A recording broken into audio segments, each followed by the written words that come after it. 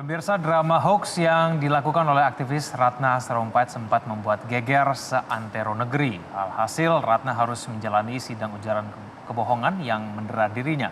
Ujaran kebohongan Ratna tergolong cukup bahaya, terlebih terjadi di saat tahun politik yang justru menimbulkan fitnah terhadap salah satu kandidat. Bagaimana kemudian ranah hukum kasus ini dapat menjangkau keadilan umum dan politik? Sudah bersama dengan saya di studio ada pakar hukum pidana Asep Iwan Irawan. Kang Asep, selamat pagi. Selamat pagi, kan? Kang Asep, kita sudah menyaksikan bersama sidang perdana dari Ratna Sarumpait. Kesimpulan yang bisa kita ambil apa, Kang Asep? Gini, terlepas soal benar atau tidak biar pengadilan yang memutuskan. Ya. Nah sekarang kan acaranya kemarin pembacaan dakwaan, ya. Jadi mana Ratna didakwa dengan alternatif. Jaksa itu bisa dakwa tunggal, alternatif, kumulatif. Nah kemudian dakwakan Undang-Undang 146 maupun Undang-Undang ITE. Saya lagi, secara teoritis dan secara praktis dakwaan itu akan dinilai ya 143 KUHP. Apakah jelas, cermat, lengkap? Saya berani mengatakan kalau secara teoritis, akademis maupun pengalaman saya sebagai hakim, saya kira jaksa menuntut dengan tepat dan benar dan itu sangat bagus sekali. Itu bisa mengungkap semua kasus, paling tidak memberikan hukuman yang betul-betul seadil-adil nanti untuk. Saya kira sederhana. Kalau bahasa hukumnya poltuit, tindak pidana sederhana, tindak pidananya sudah selesai dan ternyata Ratnanya mengakui kan perbuatannya. Artinya apa? Bahwa uraian pada tanggal lokus, tempus, waktu dan tempatnya sudah diuraikan oleh jaksa dengan tepat, ya. Bahwa kapan dia melakukan kebohongan, bagaimana dilakukan kebohongan. Jadi gini, bahasa hukumnya apa sederhananya, siapa berbuatnya, siapa Ratna kan. Bagaimana perbuatan telah diuraikan dengan jelas dan cermat. Terus kapan diuraikan. Nah sekarang apakah perbuatan nanti di sidang terbukti atau tidak, kita lihat. Dan kalau minggu depan ada eksepsi, tangkisan dari terdakwa atau penasihat hukum, patokannya sederhana, ya. Apakah berbuat identitas, apakah dakwaan 3 huruf ya, jelas, cermat, lengkap. Kalau itu terpenuhi, eksepsi bisa diterima. Tapi dengan segala hormat dan permohonan maaf saya kepada penasihat hukum atau terdakwa, kalau lihat secara akademis tadi, justru telah sempurna dakwaan daripada jaksa. Tapi yang menarik juga pada saat di akhir sidang kemarin, Kang Asep, bahwa Ratna Sarumpait ini mengakui perbuatannya. Dia mengaku salah, tapi kemudian dia bilang ini ada unsur politis dan kemudian kuasa hukum mengajukan eksepsi. Ya gini, harus dipisahin dulu. Acara belum acara pembuktian. Ini besok masih eksepsi tangkisan nyangkut formalitas. Bener nggak buat dakwaan? Jadi kalau Ratna kemarin mengatakan ini ya itu bukan waktunya nanti ketika pembuktian. Kan acara di hukum tuh gini. Baca dakwaan, nah kalau ada kelemahan, nah minggu depan misalkan eksepsi, hanya dilihat dakwaan di formalitasnya, ya, nah, lengkap, cermat, jelas dulu atau identitas itu aja dulu. Kalau itu nanti acara jaksa menyampaikan tanggapan, putusan kalau itu diterima, dakwaan dibenerin dulu. Tapi kalau ditolak, barulah acara tadi periksa pembuktian, periksa saksi, periksa terdakwa, Ratna. Kalau Ratna mengatakan bahwa itu persoal sekali lagi ini murni soal hukum, tidak ada kaitan politis. Politis itu persepsi, hukum itu bukti. Persoalannya sederhana, apakah perbuatan Ratna Sarumpait memenuhi unsur yang didakwakan? Sederhananya, apakah ada kebohongan, menyiarkan kebohongan, atau pemberitaan kebohongan? Tapi dia mengakui dengan minta maaf. Sekali lagi, dalam itu normal nggak sih? Ya enggak, kalau ngomong itu bisa aja lah, daripada nanti ribut kan, ngoceh, ya udah suruh ngomong apa aja lah, bisa nggak apa-apa. Yang penting nanti minggu depan silahkan kalau ada eksepsi. Tapi yang penting bagi saya di perkara ini, kalau perkara Ratna sudah selesai, istilahnya tinggal berapa nanti hakim menghukum, terbukti atau tidak. Yang lebih penting dari itu, kalau lihat dakwaan, yang menyebarkan berita bohong, pemberitaan bohong, atau kalau dakwaan yang intinya menyebarkan informasi, menyebabkan kebencian, permusuhan, kan setelah Ratna menyatakan kepada orang-orang tertentu, dan orang-orang tertentu itu komentar mendalilkan, itu yang harus dikejar. Berarti kalau dari fakta persidangan kemarin, nama-nama yang kemudian disebutkan, orang-orang itu yang sebetulnya patut paling tidak dicurigai ikut berperan dalam. Kan jaksa tadi menguraikan dengan lengkap, cermat, jelas, tempat, waktu, dan perbuatan. Kan kebohongan ini menyampai kepada kita semua publik yang berjagat raya Indonesia bergetar ini karena adanya konferensi pers, adanya pernyataan, adanya di media sosial yang ada pembenaran seolah-olah bahwa ini ada penganiayaan. Nah, kalimat itulah yang menyebarkan, kan ini kebohongan itu sekali lagi perlu publik tahu. Tidak kebohongan semua pidana, tapi dalam perkara ini kebohongan yang menimbulkan keonaran. Ya. Jadi kalau kebohongan janji belum tentu itu prestasi. Misalkan saya sebagai gubernur tidak selesai, itu bukan kebohongan pidana, tapi saya tidak tercapai pencapaian. Kalau di perdata kita jual beli belum bayar, itu namanya one prestasi. Tapi kalau kebohongan menimbulkan onar di jagat raya media sosial dan pada publik sehingga ada kebencian, ada permusuhan, itu pidana. Dan yang melakukan penyebaran itu kan tidak berhenti di Ratna. Justru ada orang-orang yang dalam dakwaan disebut. Itulah yang harus kewajiban penegak hukum. Berarti yang pertama hukum. kemudian penegak hukum harus ditelusuri adalah orang-orang pertama yang mendapatkan informasi itu. Iya, karena kan menyebar itu kan bukan oleh Ratna. Ada orang-orang yang sekarang konversi pers, kemudian menyebutkan pernyataan-pernyataan dengan segala argumennya. Justru pasal-pasal di dakwaan itu kalimatnya siapa yang menyebarkan dengan sengaja. Sengaja itu apa? Dia mengetahui, dia menghendaki. Dengan disebarkannya itu, maka akan terjadi keonaran, akan terjadi kebencian, akan terjadi permusuhan. Nah, coba kalau misalkan nggak disebarkan. Kang Asep, bagaimana dengan alasan bahwa yang menyebarkan itu kita sudah tahu di media sosial mereka melakukan klarifikasi, tidak tahu, sudah menanyakan berkali-kali, sudah mencoba, sudah tabayun, begitu ketemu orangnya, mereka menyebarkan lalu minta maaf. Selesai sampai situ nggak? Kan tindak pidana sudah terjadi. Saya kata gini sederhana. Ketika ada orang dibunuh, ketika orang mencuri, apa harus konferensi pers? Kan tidak. Ada pembunuhan, tindak pidana lah yang paling gampang. Kan dia harus melaporkan ke polisi. Dan dia tahu bahwa ketika ada tindak pidana, prosedur yang benar adalah melaporkan kepada polisi.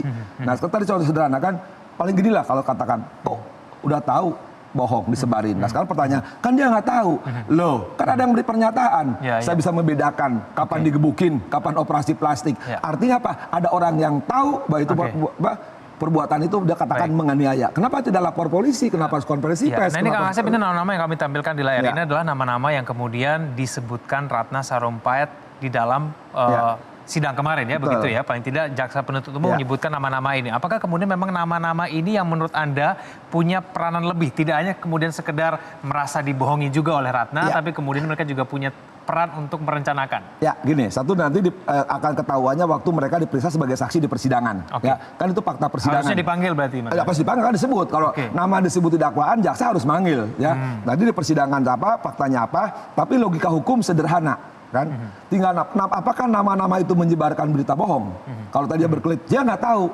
Loh justru kok nggak tahu? Kenapa nggak lapor? Kenapa konferensi pers? Kenapa bikin pernyataan di media sosial? Sehingga kita bingung apakah gila banget kalau ada pemukulan terhadap seorang wanita, seorang ibu-ibu. Ternyata kan bohong. Nah itu yang penting justru. Jadi ketika nama-nama itu disebut, tolong penegak hukum ikuti di persidangan. Kan orang publik melihat. Surat media sosial kan ada siaran langsung dan sebagainya. Lihat. Nah ketika nanti terbukti mereka menyiarkan, saya pikir nggak usah segan-segan. Ini kan bahaya. Harus diproses kok. Ancaman hukumnya bisa dikenakan kepada orang-orang yang disebut ini? Sama kalau pasalnya kan berkisar rata 6, kalau pasal 14 Undang-Undang nomor 146 10 tahun. Kalau Undang-Undang ITE kan berkisar 6 tahun. Nah saya pikir sama. Dan lebih penting menurut saya ya ketika ini persidangan nanti pemeriksaan saksi, katakanlah eksepsi ditolak misalkan. Berarti kan saksi. Mereka kan dipanggil sebagai saksi. Pasti jawabannya sama kan? Kayak tadi, saya nggak tahu.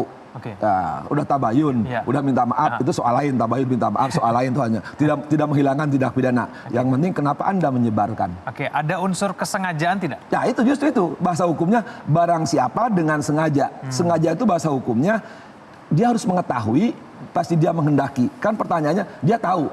Jawabnya saya nggak tahu. Dibalik sama saya. Kok udah tahu ada dianiaya? Kok konferensi pers? Kok mendalilkan, menuduh pihak lain kan? Kenapa nggak lapor polisi saat itu? Pasti dia menghendaki dong. Menghendaki apa? Supaya ribut. Supaya pihak lain tahu bahwa ada yang berbuat menganiaya. Itu yang penting. Justru kalimatnya barang siapa dengan sengaja. Bahkan di Undang ITE. Tanpa hak, sekali kalimatnya. Tanpa hak, dengan sengaja. Pun hak dia untuk mengumumkan ada tindak pidana. Laporkan kepada penegak hukum. Baik, Kang Asep. Pada akhir sidang juga Ratna Sarumpait menyatakan bahwa ia mengaku bersalah, tapi kemudian dia mengatakan bahwa ya ini memang ada sebuah ketegangan, ini merupakan suatu unsur politisnya begitu kuat. Apakah ini juga bisa kita kaitkan bahwa memang kejadian kebohongan Ratna itu sebetulnya terorganisir, terencana, ada unsur politisnya untuk menguntungkan salah satu calon presiden? Ini soal hukum yang dibuktikan perbuatannya, tuduh atau tidak ya. Ketegangan, pertanyaan saya, ketika dia dioperasi plastik, apa yang tegang? Yang tegang kan mukanya. Apa hubungannya dengan politis? Hanya kebetulan di tahun politik yang bersangkutan bagian dari tim pemenangan salah satu yang ikut pilpres, ya kan nggak ada hubungannya.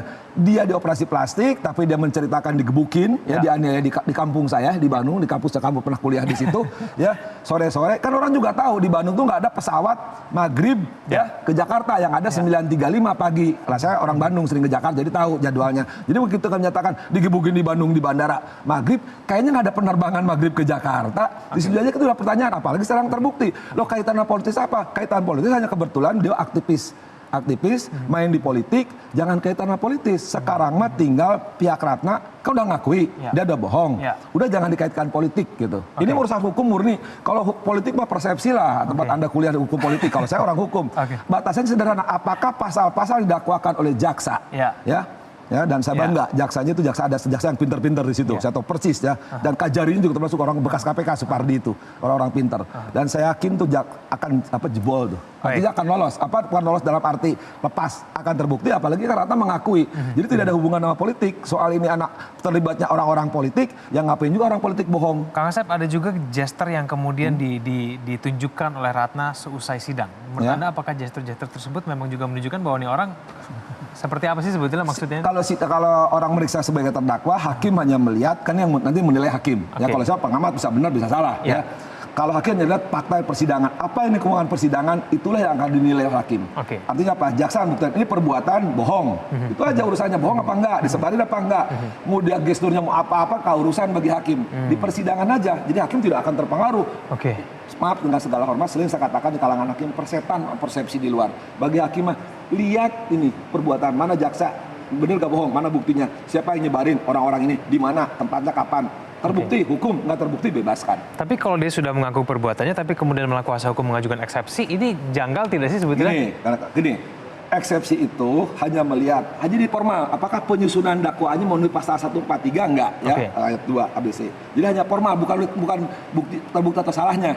Nah kebetulan atau udah ngakui, sebenarnya itu kan di proses pembuktiannya, apakah dia berlakuan enggak? Kebetulan dia mengatakan betul sebagai pembohong terbesar katanya.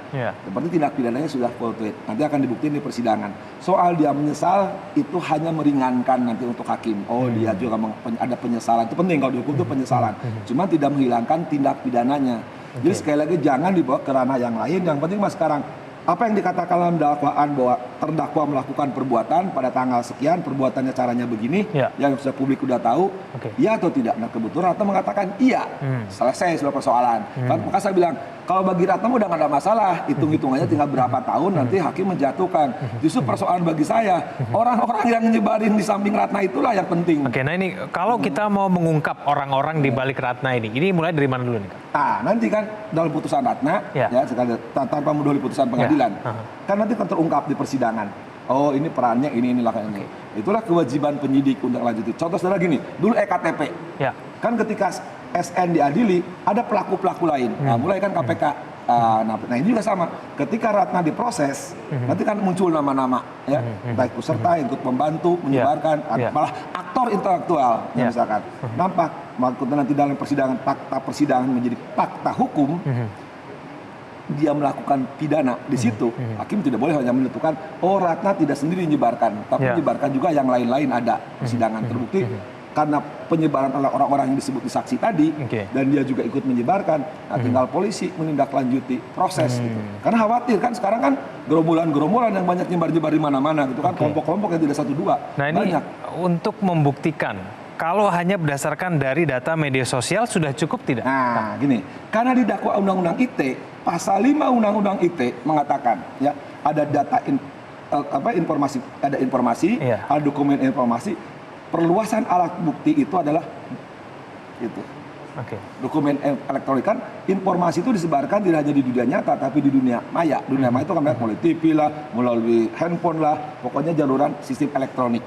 Jadi rekaman-rekaman dia berikan pernyataan entah kita di Instagram, entah di Facebook, entah di Twitter, itu ada alat bukti. Pasal 5 perluasan alat bukti dokumentasi elektronik. Kita semua punya alat untuk paling tidak melacak semua. Itu kan gampang. Kepolisian udah canggih, kejaksaan, KPK, itu akan terekam semua. Ya itu jejak digital itu akan terekam. Misalkan kita Telkomsel atau XL, itu kan ada di providernya. Tinggal dibuka, di print out, keluar. Ya Anda jebarin. Apalagi ada stasiun TV, misalkan menyebarkan langsung. Kan gampang, orang rekamannya ada, tinggal dikeluarin. Ya ada yang ngomong di media sosial. Jadi undang-undang ITE itu penyebarannya informasi berapa? Dokumentasi elektronik kok. Tapi kalau untuk membuktikan bahwa Ratna Sarumpait ini paling tidak bersepakat, bersekongkol dengan sejumlah orang, itu mudah dibuktikan atau tidak, Kang? Kalau saya sih itu kan wilayahnya wilayah di luar hukum, ya. Nah nanti di persidangan akan nampak apakah ini direncanakan dalam arti punya skenario, ya. Nah itu akan terungkapnya di persidangan. Tidak bisa dikatakan sekarang, karena kita belum lihat, ya. Kita belum bisa bicara bukti, hanya kan kita melalui media massa, pernyataan, dan data selama ini kita ikutin, hanya itu.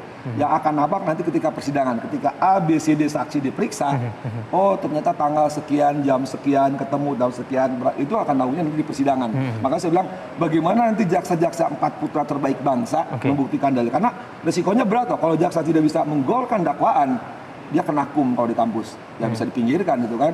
Nah satu itu. Kedua, bagaimanapun hakim harus adil mengadilinya, ya bahwa ini perbuatan ini ternyata ada momen-momen yang penting, ya ini merupakan peristiwa hukum, ya yang justru bikin geger Republik, ya dan ini harus dibuka. Sekali lagi, itu yang tahu nanti adalah di meja persidangan. Maka saya bilang silahkan semua media massa untuk mengikuti, untuk menangkap apa yang terjadi dan semua bisa mengontrol kan.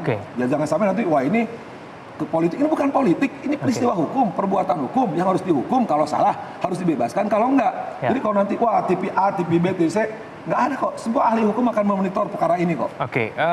Kalau misalnya Ratna Sarumpait sudah mengundurkan diri dari BPN dan kemudian sejumlah orang-orang yang disebutkan namanya tadi pada saat persidangan itu juga sudah tidak ada lagi yang paling tidak dekat dengan Ratna pada saat ini. Dalam kasus ini, ada pemilu, nggak ada pemilu, orang nggak boleh menyiarkan berita bohong. Nah, satu itu. Jadi sekarang, kapanpun, selama Undang-Undang 1 tahun 46 dan Undang-Undang itu masih berlaku, orang tidak boleh menyiarkan bohong yang menimbulkan keonaran. Orang tidak boleh menyebarkan informasi menimbulkan permusuhan dan kebencian. Mau dia jabatannya tukang bajigur, gubernur, siapapun, apalagi ada kaitan dengan pemilu, nggak ada urusan. Yang diadili itu siapa, berbuat apa, bagaimana dilakukan, apakah bisa dipertanggungjawabkan. Jadi jangan dikaitkan, oh ini kaitannya dengan pilpres, nggak ada urusan. Kang Asep, terakhir sebelum kita sudah dialog, lalu hal yang kemudian mungkin saja bisa menggagalkan mengungkap bahwa ada aktor-aktor lain selain Ratna Sarumpait dalam ujian kebohongan itu apa? Jadi gini, pidana itu adalah kebenaran material, ya, artinya hakikatnya harus dibuka. Ini pelaku tidak hanya satu, misalkan dua. Justru itulah kewajiban jaksa untuk membongkar dalam persidangan, ungkap itu fakta persidangan. Dan haknya Ratna dan penasihat hukum untuk mengkanter. Dan hak hakim untuk menilai. Jadi sekarang kewajiban jaksa buka itu semua cerita kejadian fakta hukum itu dengan menggunakan alat bukti yang sah. Kan pembuktian itu proses meyakinkan hakim, jadi yakinkan hakim dengan alat bukti yang sah, di antaranya media elektronik. Dan bagaimana itu meyakinkan itu, fakta persidangan hadirkanlah bukti yang kuat. Baik, Kang Asep terima kasih telah bersama kami di Metro Pagi.